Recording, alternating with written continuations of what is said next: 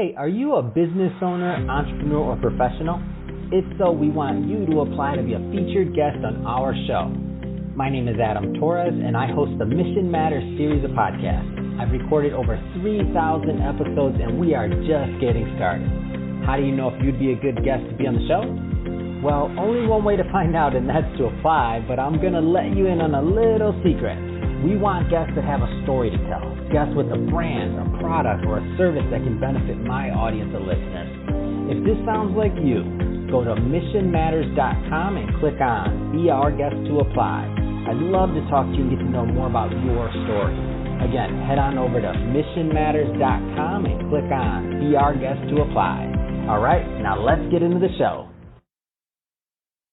Hey, I'd like to welcome you to another episode of the Mission Matters Business Podcast, your source for all things business. My name is Adam Torres. You can follow me on Instagram at AskAdamTorres. Keep up with my book releases, book tour schedule, all that good stuff. And as always, if you'd like to be a guest on the show, just head on over to missionmatters.com and click on Be Our Guest to apply. All right, so today I have Jimmy Williams on the line, and he's president and CEO over at Washington Literacy Center. Jimmy, welcome to the show. Thank you. Welcome. So we have a really important topic to talk about today. So we will talk about low literacy and the lack of digital skills and how it's really been detrimental for many to access vaccine appointments. So it's a big deal. But before we get into the topic, maybe it'll be helpful to provide a little bit of context behind what you're doing over at Washington Literacy Center. Tell us a little bit more about the center, please. Sure. Washington Literacy Center, we've been around a long time. We started in 1963 with the specific reason of teaching people to read.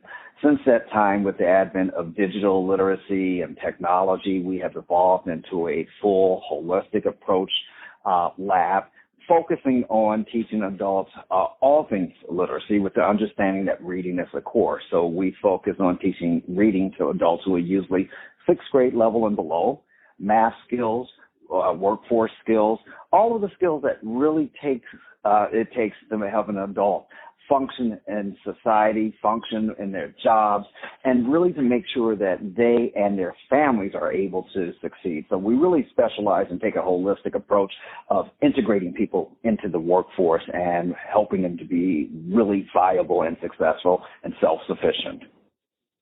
Wonderful.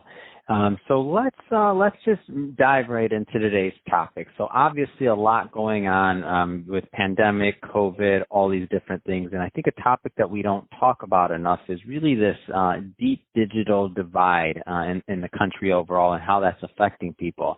So you're working on this day in and day out. What are you seeing? Yeah, well, what we're seeing is that we have a lot of adults. One, if you're not literate, then the whole computer world and things we take for granted, it's really inescapable and it's beyond you at the same time. These adults struggle. So sitting on a computer, sending an email and everything that we take for granted is difficult. And these same adults a lot of them don't have internet. They might have cable television or other visuals, but the actual ability to type at a computer and to interact, that's something they don't have. And secondly, I'll tell you that we also have a problem with Adam, is that these same adults are, they have school-age children. The children are in the house, but all of the tools and things that we have, they're dealing with low income. They're dealing with poverty. A lot of them are working during the pandemic, and it's created a sort of distress among all of them. And the idea of really getting access to essentials such as a vaccine, they're real problems.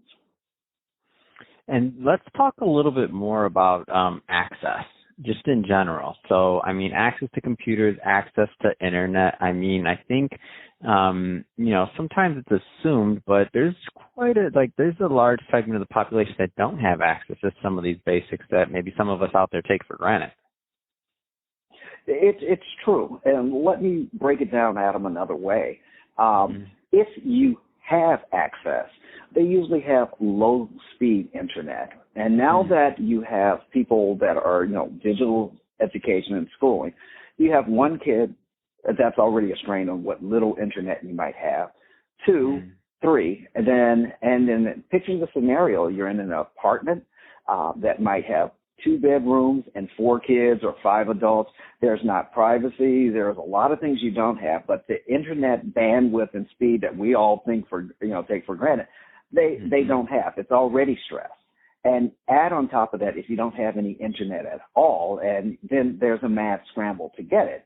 And if you get it, are you getting enough that's for your family? And for the adults that we train, they're trying to get their children educated in school. That's a requirement from day to day. So the sacrifice for them, in addition to having to work and work longer hours to ensure that you have income coming to the house during these stressful times, is they kind of roll off the conveyor belt. There's nothing for them. So for them, the ones that manage to participate and still do our online education, it's really difficult for them in terms of are they able to do it? Are they able to have their undivided attention for 2 hours a day? And when you see all types of other issues that continue to crop up that are impediments. So how have some of these challenges, whether it be digital literacy or even access to computers, as we've been speaking about, or internet broadband, how has that really affected your, older adults in DC who need to sign up for vaccine appointments? How's that working out? I can tell you, it means that you call and adults have told me, especially our seniors. But a lot of the adults, they try to register, and DC has done a very good job, I think. But it tells you, when you look at the availability of the vaccine that's coming from a federal level and those access, despite doing a good job, that you call in and you might find out that you have 200 calls ahead of you, or 100 calls ahead of you. And most of our people, they're going to call. They're not going to use a computer. So that's one difficulty, problem. The second is, how do you inform them about the process? If your literacy level is low, or if you don't have access to a computer, then all the ads and all the advertisements and any of the notices, chances are you're not seeing them. You're not getting them. So we find that just the idea of when you do decide to call, and because of you being marginalized and low income, you get discouraged easily. So if you're trying to call in and there's 200 calls, there's only so many times you're going to continue trying before you give up. Now, we've done something different. We've also have teams of people. We actually help register them on the computer. We make the calls for them. But at the same time, it's still labor intensive, and you've got to convince them to trust you to give you your birth date and personal information. So there's lots of barriers that are still really hitting. They hit the average person who might have children to navigate it, but in this particular case, Adam, that's far more difficult. So let's go a little bit further down. So you mentioned some of the things you're doing. I mean, overall, how is WLC working to really kind of solve these problems and to be that advocate? Well, in one, we are recreating some of these ads, and so we've simplified them, and we use our mailing list and our own outreach and our own caseworkers to reach out to the affected group. We're not expecting them to come to them. We're coming to them. Right. So the calls and outreach, and that's what a lot of them need. If you're expecting them to just suddenly make that call, it's just not going to happen with the large numbers that you expect. So we do that. Secondly, we try to remove the fears, and by educating them about the vaccine. A lot of them don't know much. The data and information is overwhelming.